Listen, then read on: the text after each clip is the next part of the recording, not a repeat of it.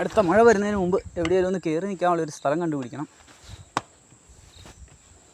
ഒരു ചെറിയ ഇറക്കമേ ഉള്ളൂ, എങ്കിലും നമുക്കതങ്ങ് പോകാം. ഗ്രാമങ്ങളായതുകൊണ്ട് കിടക്കാനുള്ള സൗകര്യമൊക്കെ കിട്ടാൻ പാടാണെന്നാണ് തോന്നുന്നത്. എന്നാലും നോക്കാം. എവിടെയോ ഹോസ്പിറ്റൽ ഉണ്ടെന്ന് തോന്നുന്നു. അതെ,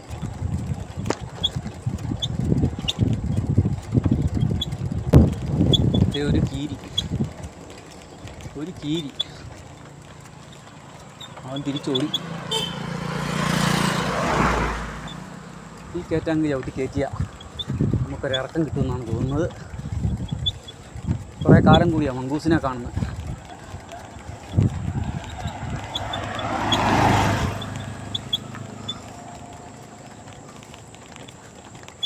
മഴക്കാലം ആയതുകൊണ്ട് ഈ നമ്മുടെ മുക്കുറ്റി പോലത്തെ ചെടി ധാരാളമുണ്ട്. അതിൽ നിറച്ച് മഞ്ഞ പൂവുകളാണ്. ഈ കാണുന്ന ഈ സൈഡിൽ വഴി സൈഡിൽ കാണുന്ന മുഴുവൻ ആ ചെടിയാണ്. നല്ല രസമുണ്ട് കാണാൻ. മുക്കുറ്റി പോലത്തെ പൂവാണ്. രണ്ടതളുള്ള പൂ,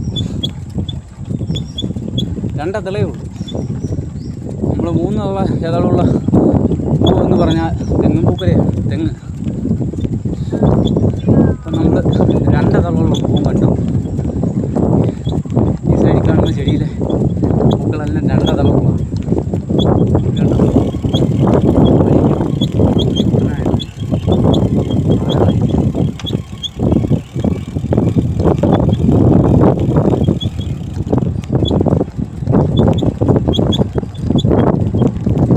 ചെറിയ വയലുകളാണ്. നിർത്തിയാൽ പിന്നെ മഴ വന്നു കഴിഞ്ഞാൽ ഒരു ബുദ്ധിമുട്ടാകും. മഹാരാഷ്ട്രയിലെ ഉൾഗ്രാമമാണ് കേട്ടോ, ശരിക്കും ഉള്ളിലുള്ള ഗ്രാമമാണ്. ആംബട്ടെ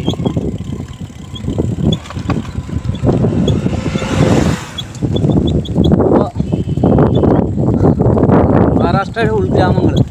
ഗ്രാമത്തിനുള്ളിലേക്ക് നമുക്ക് പോകാൻ പറ്റിയില്ലെങ്കിൽ ആ ഗ്രാമ വഴികളിലൂടെയാണ് നമ്മൾ സഞ്ചരിക്കുന്നത്.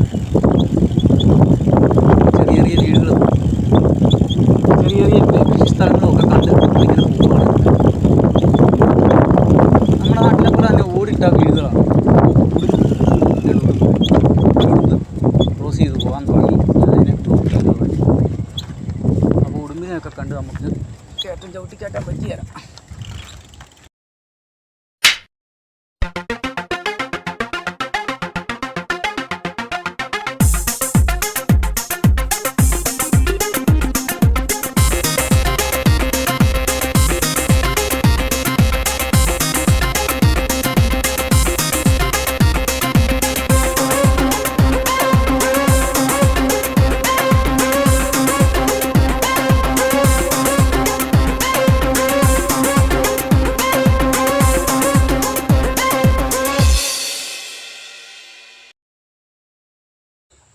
അപ്പോഴത്തേ മഴ തുടങ്ങിയിട്ടുണ്ട് കേട്ടോ. മഴ തുടങ്ങി. ഇനിയിപ്പോൾ കുറച്ച് ഇറക്കമാണ്. എവിടെയെങ്കിലും കയറി നിൽക്കാൻ ഇട കിട്ടുമോയെന്നറിയില്ല. അല്ലെങ്കിൽ പിന്നെ മൊത്തം മൂടിക്കെട്ടിയിട്ട് വേണം കൊണ്ടുപോകാൻ. അപ്പോൾ മഴ തുടങ്ങിയിട്ടുണ്ട്. മഴയുടെ പ്രഹരം എവിടം വരെ കിട്ടുമെന്ന് നോക്കട്ടെ. അത് കഴിഞ്ഞിട്ട് നമുക്ക് കാര്യങ്ങൾ ആലോചിക്കാം. ഇനിയിപ്പോൾ വിഷനൊക്കെ കുറയും. നല്ല മഴയായി നിൽക്കൊണ്ടിരിക്കുന്നു. കുറച്ച് ദൂരം കൂടി പോയി നോക്കട്ടെ. ഈ ഇറക്കം വിട്ട് എവിടെയെങ്കിലും പോയി നിൽക്കാൻ പറ്റുമോയെന്ന്. വല്ലോ വീടുകളോ ഷെഡുകളോ ഒക്കെ ഉണ്ടെങ്കിൽ പോയി നിൽക്കാം.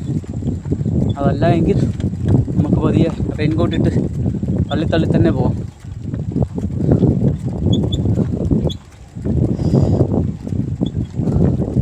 ഇത് നല്ല ഇറക്കമാണെന്ന് തോന്നുന്നു. കാരണം ഇപ്പോൾ ഏകദേശം 1.5 കിലോമീറ്റർ ഞാൻ തള്ളി. അപ്പോൾ ഒരു 2-3 കിലോമീറ്റർ ഇറക്കം കിട്ടുവാണെങ്കിൽ നല്ല കാര്യമല്ലേ. ആഹാ, മലയുടെ ഏറ്റവും മുകളിലാണ്.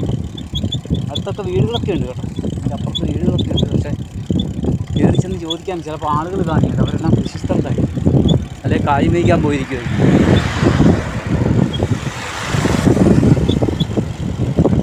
പിന്നെ വീടുകളിലോട്ടുള്ള വഴികളാണ് ഈ വലതുവശത്തൊക്കെ കാണുന്ന ചെറിയ ഇടവഴികൾ. 4-5 വീടുകൾ, അതായത് ഒരു കുടുംബം കൂട്ടുകുടുംബമായിട്ടാണ് ഇവർ ജീവിക്കുന്നത്. അതുകൊണ്ട് 4-5 വീടുകളായിരിക്കും ഒരു കോമ്പൗണ്ടിൻ്റെ അകത്തുള്ളത്. കാടിനുള്ളിലാണെങ്കിലും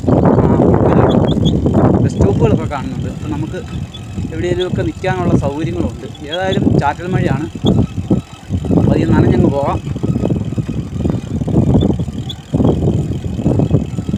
നനയുന്നത് നമുക്കൊരു പ്രശ്നമല്ല.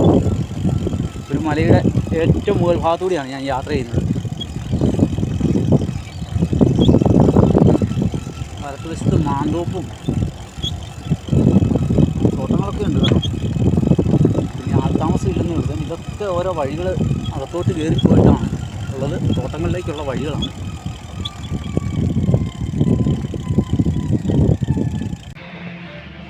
അപ്പോഴത്തേ നമ്മൾ റെയിൽവേ ഓവർ ബ്രിഡ്ജിൻ്റെ അടിയിലാണ് നിൽക്കുന്നത്. മുമ്പേ നമ്മൾ കണ്ട ട്രെയിൻ ഈ മുകളിൽ കൂടിയാണ് പോയത്. അപ്പോഴത്തേ ആ ട്രെയിൻ പോകുന്നതിന് തൊട്ട് അത് കഴിഞ്ഞ് ഉടനെ കണ്ട നമ്മുടെ കേരളത്തിൽ നിന്നുള്ള ബ്രോസാണ്. ചെയ്തണ്ട കണ്ണൂരിൽ നിന്നാണ് അവർ, അഴീക്കോട് നിന്ന്. അവർ ചെറിയ ഒരു ട്രിപ്പിൽ ഇന്നലെ തുടങ്ങിയ ട്രിപ്പാണ്. അപ്പം എന്നെ കണ്ടപ്പോൾ എന്നോട് പറഞ്ഞു ഒരു കാപ്പി കുടിച്ചിട്ട് പോയാലോ എന്ന് ചോദിച്ചു. ആയിക്കോട്ടെ എന്ന് ഞാനും പറഞ്ഞു. കാരണം തണുപ്പൊക്കെ അല്ലേ, ഒരു കാപ്പി കുടിച്ചേക്കാം. അപ്പോൾ ഇവിടെ അടിപൊളിയായിട്ട് കാപ്പി ഉണ്ടാക്കിക്കൊണ്ടിരിക്കുകയാണ്. നല്ല ഫിൽട്ടർ കോഫി.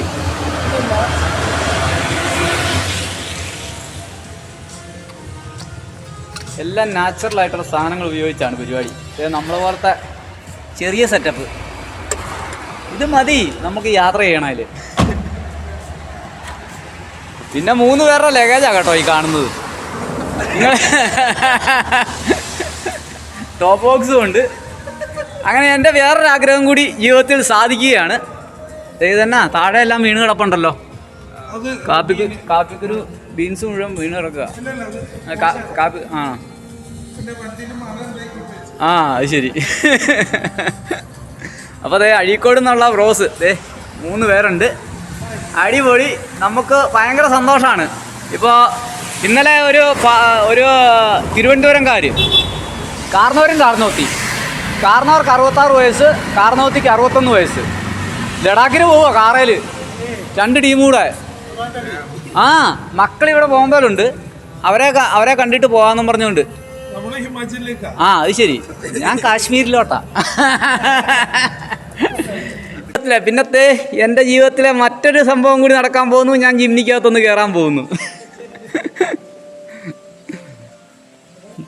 ചെറിയ വണ്ടി പോകുമ്പോൾ എപ്പോഴും ആഗ്രഹിക്കും ഒന്ന് കയറണം എന്ന്. ഇപ്പോഴത്തെ അതിനുള്ള ചാൻസ് കണ്ണൂരിൽ നിന്ന് കൊണ്ടുവന്ന് വന്നിരിക്കുകയാണ്. ഇപ്പോഴത്തെ ഒരു അടിപൊളി നദിക്കരയിലാണ് നമ്മൾ എത്തിയത്. നമ്മൾ മുമ്പേ കണ്ട നദിയാണ് കേട്ടോ. 2 നദിയാണ്. അവിടെ നിന്നൊരു മെയിൻ നദി വരുന്നു, ഇവിടെ നിന്നൊരു ചെറിയ നദി വരുന്നു. ഇതുണ്ടോ അടിപൊളി കാഴ്ചകൾ. പുൽമേടിനിടയിലൂടെ ഇറങ്ങിപ്പോകാം. പക്ഷേ നമുക്കൊരു ധൈര്യക്കുറവ്, കാരണം പാമ്പുകൾ കാണാനുള്ള സാധ്യതയുണ്ട്, മഴക്കാലമല്ലേ. അപ്പോൾ നമ്മൾ ആ റെയിൽവേ പാലമാണ് മുമ്പേ കണ്ടത്. ഇതിൻ്റെ ഈ വഴിയുടെ അടിവാരത്താണ് ആ റെയിൽവേ പാലത്തിൻ്റെ പാലം വരുന്നത്. അപ്പോൾ ആ പാലത്തിൻ്റെ അടിയിൽ നിന്നാണ് നമ്മുടെ കണ്ണൂരുകാർ സുഹൃത്തുക്കൾ നമുക്ക് കാപ്പിയൊക്കെ ഇട്ട് തന്ന് ഒരു ബ്ലാക്ക് കോഫി അടിപൊളിയായിട്ട് കഴിച്ചു. അത് പഞ്ചസാരയില്ലാതെ ഒരു കാപ്പി കുടിക്കുന്നത് കുറേ കാലത്തിന് ശേഷമാണ്. കാരണം ഇവിടെയെല്ലാം പഞ്ചസാര കലക്കി വെച്ചിരിക്കുന്ന ഫ്ലാസ്കിലുള്ള ചായ മാത്രമാണ് നമ്മൾ കുടിച്ചുകൊണ്ടിരിക്കുന്നത്. അപ്പോൾ മനോഹരമായ ഈ പുഴയുടെ തീരത്ത് അടിപൊളി കാഴ്ചയിലേക്ക് ഒരു നിമിഷം ഒന്ന് പോയി. 2 നദികൾ വന്ന് ചേർന്നിട്ട് ഒറ്റ നദിയായിട്ട് പോകുന്നൊരു സീനാണ് കേട്ടോ. ഇനി ഒരു ട്രെയിൻ കൂടി അതിൻ്റെ മുകളിൽ കൂടെ വന്നാൽ മതി. ഇപ്പോൾ 2 ട്രെയിൻ പോയി. അപ്പോഴെല്ലാം ഞങ്ങൾ സംസാരിച്ചുകൊണ്ടിരിക്കുകയായിരുന്നു. അപ്പോഴത്തെ ഈ കാഴ്ചകൾ നമുക്ക് സന്തോഷം നൽകുന്ന കാഴ്ചകൾ, ചിന്തിക്കാൻ പറ്റാത്തൊരു രീതിയാണ്. നമ്മുടെ മൊബൈലിൻ്റെ ബ്രൈറ്റ്നസ് ഒക്കെ കുറഞ്ഞിട്ടുണ്ട് കേട്ടോ. ബ്രൈറ്റ്നസ് ഇടയ്ക്കിടയ്ക്ക് കംപ്ലൈൻ്റ് ആയി പോകുന്നുണ്ട്. അതിൻ്റെ ഒരു ബുദ്ധിമുട്ടുണ്ട്. എന്നാലും സാരമില്ല, നമ്മുടെ യാത്ര തുടരുകയാണ്. ജോപ്പൻ്റെ യാത്ര ഇങ്ങനെ കറങ്ങി 360 വരുമ്പോഴത്തേനത്തെ ഇവിടെ കുഞ്ഞിയും റെഡിയാണ് പോകാൻ. അപ്പോൾ കുഞ്ഞിയും റെഡി, ഞാനും റെഡി. അപ്പം നമ്മുടെ യാത്ര ഈ മനോഹര പ്രദേശങ്ങളൊക്കെ കണ്ട് ഇങ്ങനെ പോവുകയാണ്. ആഹാ എന്താ അല്ലേ, ചിന്തിക്കാൻ പറ്റാത്ത ഒരു അവസ്ഥ. നിൽക്കുമ്പം തന്നെ ഇതാ ട്രെയിൻ ആ പാലത്തിലൂടെ കടന്നു വരികയാണ്. ഇത്രയും നേരം ഞാൻ വെയിറ്റ് ചെയ്തെങ്കിൽ എന്നാ അടിപൊളി ഒരു സീൻ കാണാൻ പറ്റിയില്ലേ. ഈ പുഴയുടെ മുകളിലൂടെയുള്ള ആ പാലത്തിലൂടെ ട്രെയിൻ കടന്നു വരുന്നു. അടിപൊളി. എന്താ രസം എന്ന് നോക്കിയേ. വളരെ മനോഹരമായൊരു കാഴ്ച.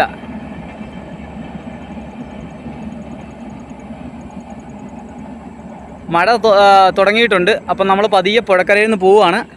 അപ്പോൾ ശരി, യാത്ര തുടരുകയാണ്. അപ്പോഴത്തെ വീണ്ടും മഴ തുടങ്ങിയിരിക്കുകയാണ്. ഒരു രക്ഷയില്ല പോകാൻ. ആ കാണുന്നതെല്ലാം കരിമ്പും തോട്ടങ്ങളാണ് കേട്ടോ. താഴെയെല്ലാം കരിമ്പും പാടങ്ങളാണ്. ചെറിയ ചെറിയ ഗ്രാമങ്ങളാണ്. അങ്ങനെയൊക്കെ വീടുകൾ കാണാം. വാഴക്കൃഷിയുണ്ട്, അങ്ങനത്തെ കൃഷികളൊക്കെയാണ്. അങ്ങനെ വാഴക്കൃഷിയൊക്കെ കാണാം. അപ്പോൾ മഴയായതുകൊണ്ട് ഇവിടെ ഒരു പെട്രോൾ പമ്പാണ്, HPD ഒരു പെട്രോൾ പമ്പാണ്. അവിടെ ഒരു ടയർ വർക്ക്സിൻ്റെ കടയുണ്ട്. അതിപ്പോൾ അടഞ്ഞു കിടക്കുകയാണ്. അവിടെ കയറ്റി സൈക്കിൾ വെച്ച്. ഇതൊക്കെ കൃഷി സ്ഥലങ്ങളാണ് കേട്ടോ, മാന്തോപ്പുകളൊക്കെയാണ്. പക്ഷേ കാട് പോലെയാണ് കാണുന്നത്. ഇനി കാടാണോയെന്നും എനിക്കറിയില്ല. ഈ കാടല്ല, അപ്പടി ഫോറസ്റ്റാണ്. അപ്പോൾ ശരി, ഇതുണ്ടോ നമ്മൾ വന്ന വഴിയൊക്കെ അവിടെയാണ് കേട്ടോ.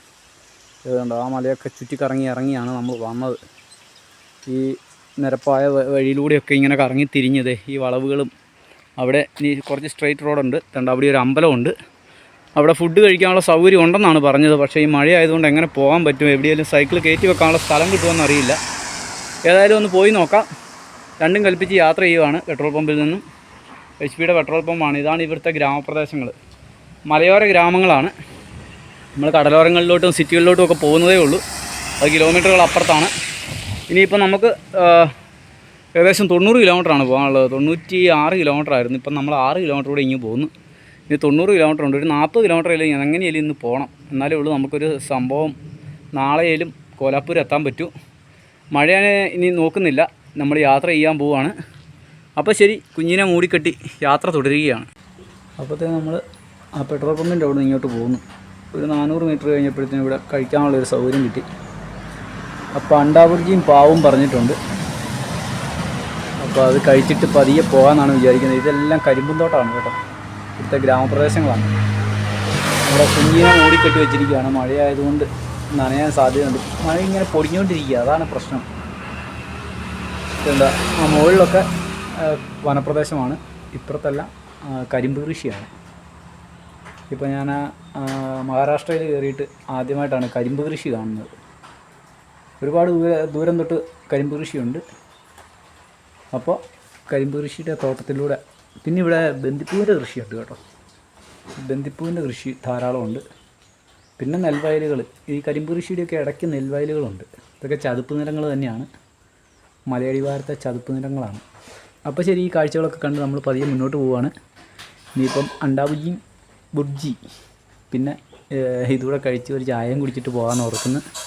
അപ്പോൾ ശരി, യാത്ര തുടരുകയാണ്. അപ്പം നമ്മൾ ഉൾക്കാട്ടിനുള്ളിലേക്ക് കയറിയെന്ന് തോന്നുന്നു കേട്ടോ. കാരണം മലമുഴക്കി വേഴാമ്പൽ ഒരെണ്ണം ഇവിടെ പറന്നുപോയി, എന്നെ ക്രോസ് ചെയ്തങ്ങ് പറന്നുപോയി.